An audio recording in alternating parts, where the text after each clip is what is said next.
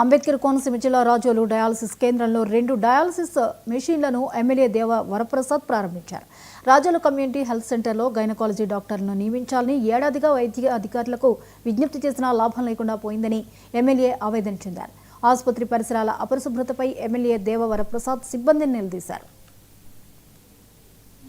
5 వేకెన్సీలు, దాంట్లో 2 గైనకాలజీ డాక్టర్కి సంబంధించిన వేకెన్సీలు, రెండు మొత్తంలో 2 శాంక్షన్ పోస్టులు ఉంటే 2 పోస్టులు ఖాళీ. ఇక్కడ అంటే 60% పేషెంట్స్ మన దగ్గరికి రానక్కర్లేదు.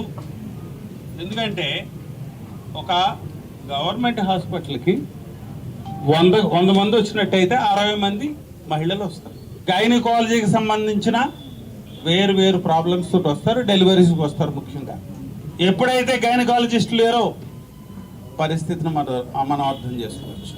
గత సంవత్సరం నుంచి నేను రిక్వెస్ట్ చేస్తా ఉన్నాను DCHS కార్తిక్ గారు, అయ్యా మా దగ్గర ఒక డాక్టర్నైనా పొజిషన్ చేయండి. ఓపీ లేదు, డెలివరీ లేదు. 2024 స్టాటిస్టిక్స్ తీయండి.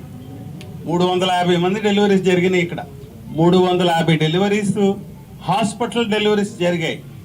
ఈ సంవత్సరం 64 డెలివరీస్ జరిగాయి.